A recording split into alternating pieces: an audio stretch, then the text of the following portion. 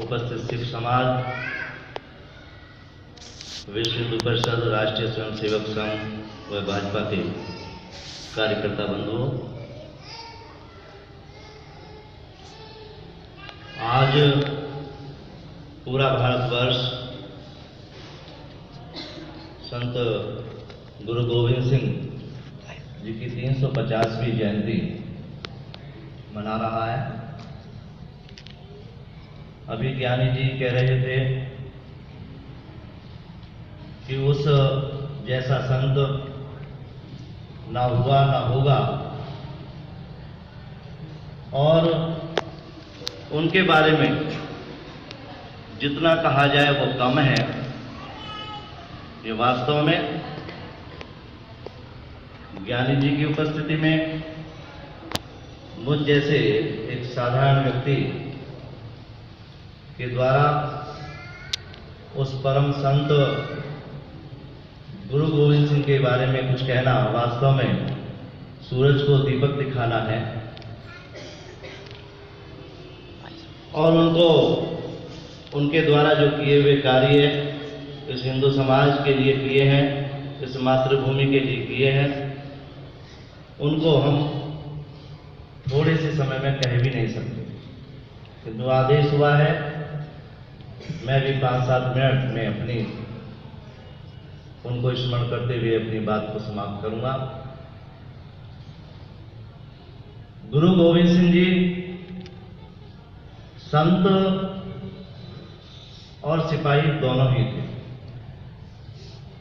परम योद्धा भी थे।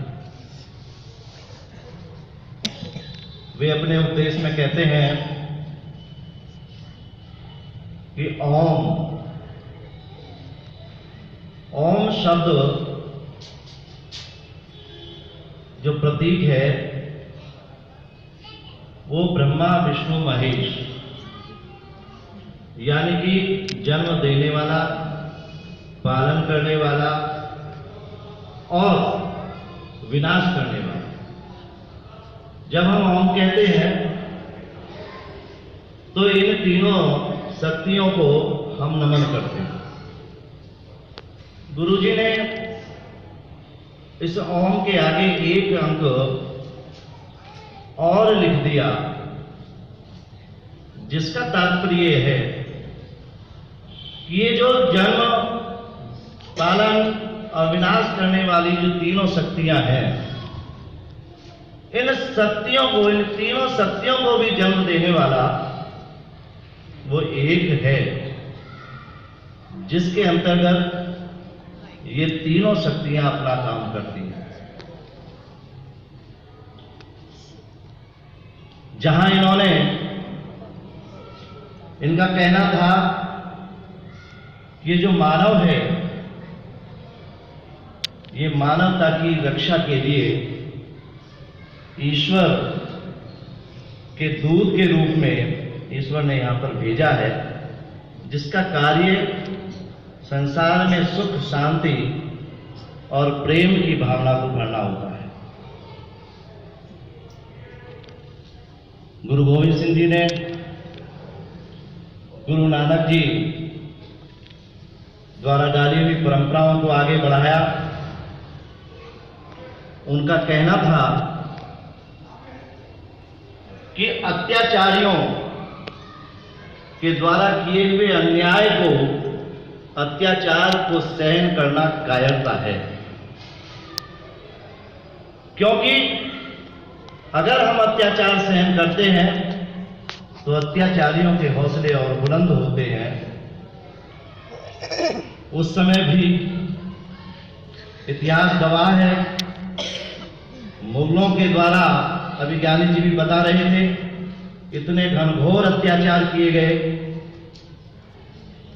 उन अत्याचारों का सामना करने के लिए गुरु गोविंद सिंह जी ने सिख पंथ की स्थापना की। सिख शब्द का, सिख का मतलब है ऐसा व्यक्ति जिसका आचरण शुद्ध हो, मन में कोई क्लेश कलुषित भावना ना हो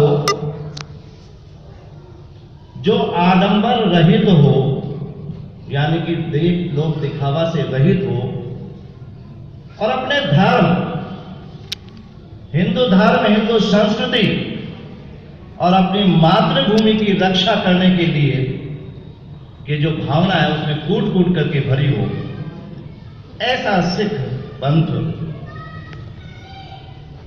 सिख से तात्पर्य यह है और हुआ भी यही।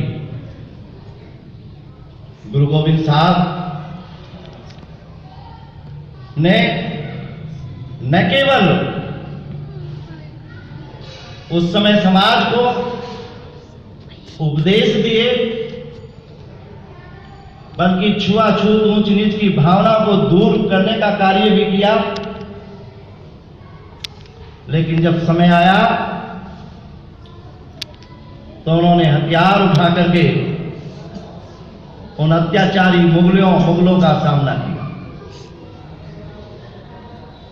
अत्याचार के खिलाफ कार्य करने वाले जब इनके सामने इनके पिता गुरु तेग बहादुर जी का शीश लाया गया तो उस समय रोए धोए नहीं, बल्कि उन्होंने प्रतिज्ञा की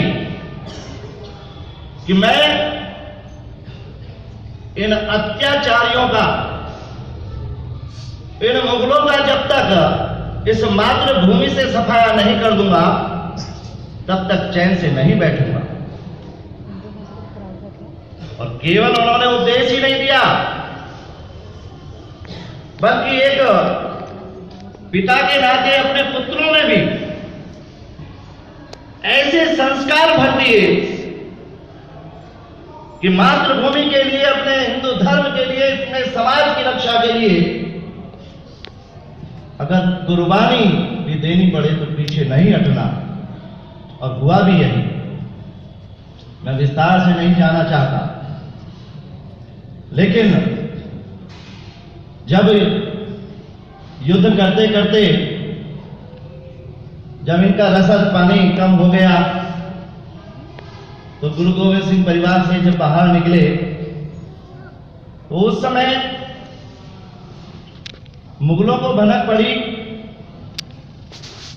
और इनकी माताजी अपने दो पौत्रों को, छोटे बालकों को लेकर के फतेह जोरावर सिंह और फतेह सिंह, इनको लेकर के निकल पड़ी। वो भटक गई थी, मुगलों के द्वारा पकड़ लिए गए और वहां मुगल सल्तनत के दरबार में, भरे दरबार में, बोले सो निहाल, भरे दरबार में उनसे कहा गया कि अरे इस्लाम कबूल कर लो बच्चों, या कत्ल होना पसंद करोगे या इस्लाम कबूल करोगे। जोरावर सिंह दहाड़ करके कहता है कि हमें कत्ल होना मंजूर है, लेकिन हम अपना धर्म नहीं छोड़ेंगे। क्योंकि पिता गुरु गोविंद सिंह जी ने गीता के उन भावों को, उन संस्कारों को कूट कूट करके भरा था। स्वधर्मे निधनम श्रेयः पर धर्मो भयावह। अपने धर्म में मौत अच्छी है, लेकिन दूसरे के धर्म में चाहे कितनी भी हमें सुख सुविधाएं मिले, वो बड़ी भयानक होती है। उन्होंने खूब कहा। लेकिन 10-12 प्यारे साथियों, 10-12 साल के बच्चे जिनकी उम्र खिलौनों से खेलने के लिए होती है, अपने देश के प्रति, अपने धर्म के प्रति ऐसी निष्ठा इतिहास में कहीं नहीं है। दूसरा भाई भी, वो भी उछल करके वह भी इसी प्रकार का जवाब देता है। दोनों को दीवारों में से चीरने के लिए आदेश दे दिया जाता है। दीवार में चिन रहे होते हैं तो बड़ा भाई जो जोरावर सिंह उसकी आंखों में आंसू आने लगते हैं। वे दुष्ट मुगल सैनिक वो समझते हैं कि शायद बच्चा घबरा गया। उन्होंने पूछा कि अब भी स्वीकार कर लीजिए। उन्होंने कहा, मैं इसलिए नहीं रो रहा, मैं इसलिए रो रहा हूं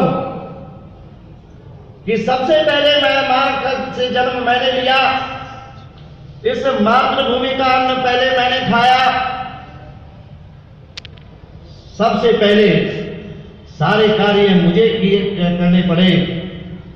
लेकिन आज जब बलिदान का समय आया है तो मेरे से बाद में आने वाला मेरा छोटा भाई पहले बलिदान दे रहा है।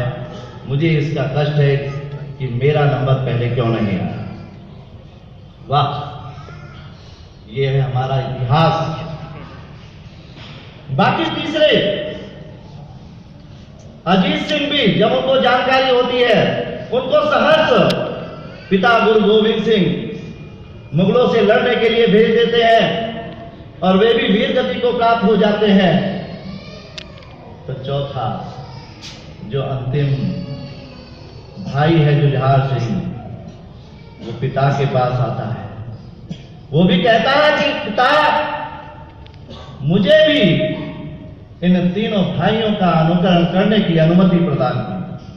सोचिए आप कि भारतवर्ष ऐसे ऐसे महापुरुषों की वीर गाथाओं से भरा पड़ा है कि जिसके 3 बच्चे शहीद हो गए हो और चौथा अनुमति मांग रहा है। उन्होंने सहर्ष अनुमति प्रदान कर दी, जाओ और तुम भी परम पद को प्राप्त करो। धन्य है ऐसे पिता और धन्य है ऐसे बच्चे कि उन्होंने इस देश के लिए, इस धर्म के लिए, इस संस्कृति के लिए अपने चारों बच्चों को सहर्ष इस मातृभूमि के लिए बलिदान कर दिया। वास्तव में इतिहास है तो ये इतिहास पढ़ाया जाना चाहिए। और उन्होंने इसी दृष्टि से अपने दरबार में भी 21 ऐसे कवियों का, क्योंकि ये कवि भी थे, दार्शनिक भी थे, अतुलित प्रतिभा संपन्न थे, 21 कवियों को रखा जिनका कार्य केवल अपने भारत के उस गौरवान्वित करने वाले इतिहास को लोगों को बताना था, अपनी भारतीय संस्कृति की विशेषताएं बताना था, अपने महापुरुषों की गौरव गाथा को बताना था। उसी का तो परिणाम था कि चारों बच्चे इस अपने धर्म की रक्षा के लिए शहीद हो गए। और आज ये बड़ा हमारा दुर्भाग्य है कि आज हमारा जो इतिहास है, हमारे स्कूलों में बच्चों को तोड़ मरोड़ करके प्रस्तुत किया जा रहा है। जो इतिहास हमें पढ़ाया जाना चाहिए हमारे युवाओं को हमारे धर्म के प्रति अनास्था प्रकट करने का भाव प्रकट किया जा रहा है। गुरु गोविंद सिंह जी ने अगर वास्तव में उनके आदर्शों का पालन करें तो इस देश का इतिहास आज भी कुछ और हो सकता है। लेकिन हमारे महापुरुषों के खिलाफ, हमारे देवी देवताओं के खिलाफ अनर्गल प्रचार करके हमारी पाठ्य पुस्तकों में इन पिछली सरकारों ने हमारे बच्चों को पढ़ा करके उन्हें धर्म से विमुक्त करने का काम किया। मैं उसमें विस्तार से नहीं जाना चाहूंगा, क्योंकि इन नालायकों ने भगत सिंह जी जैसे क्रांतिकारी को आतंकवादी कह दिया, भगवान राम के ऊपर लांछन लगा दिए, माता सीता के ऊपर लांछन लगा दिए, भगवान शिव पर लांछन लगा दिए। उनको केवल और केवल हमारे इतिहास जो शिवाजी आदि का इतिहास था, गुरु गोविंद सिंह जी का जो इतिहास था, गुरु तेग बहादुर जी का जो इतिहास था, उनको किताबों से निकाल दिया गया। केवल किस लिए? इस युवा को पथभ्रष्ट करने,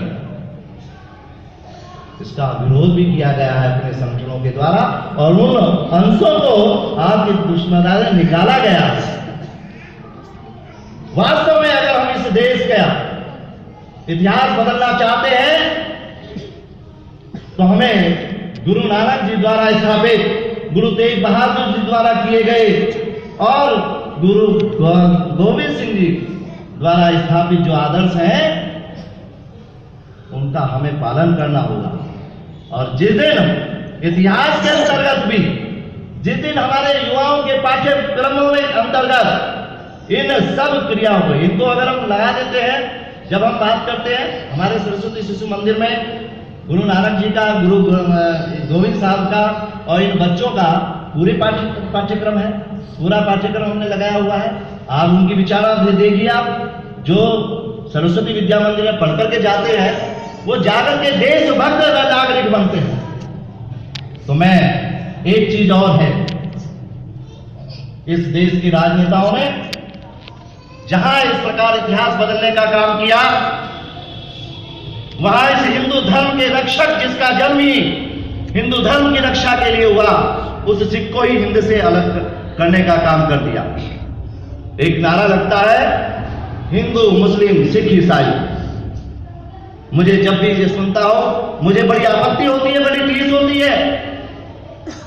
हिंदू मुस्लिम और ईसाई तो ठीक है, लेकिन ये सिख को हिंदू से अलग कैसे कर दिया गया, कैसे किया जा सकता है? जिसका जन्म ही हिंदू धर्म की रक्षा के लिए हुआ, उसको अलग सिख समाज कह करके उसको अलग कर दिया गया।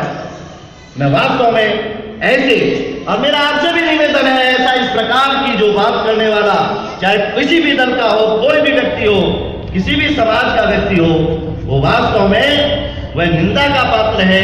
ऐसे लोगों का वास्तव में बहिष्कार किया जाना चाहिए कि हम सब हिंदू हैं, हिंदू में अलग कुछ नहीं, कोई जैन नहीं है, कोई सिख नहीं है, कोई हिंदू, सब एक हिंदू समाज के अंग है।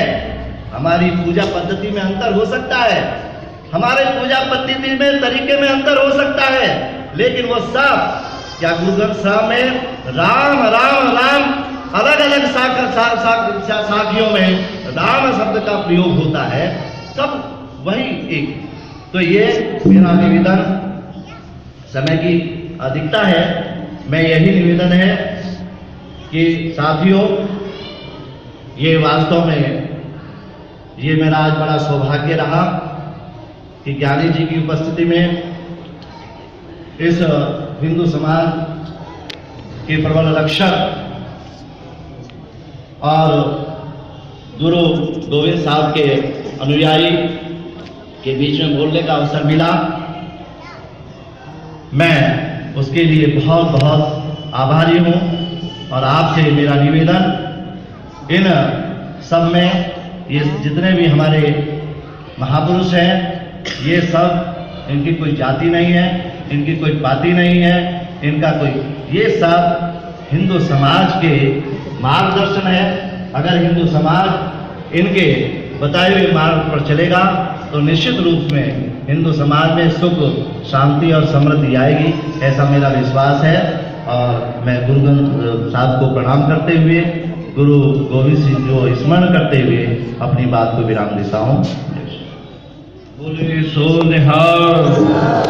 बहुत अच्छा भी उन्होंने बताया हिंदू सिख एकता के बारे में। कहते एक माँ के बेटे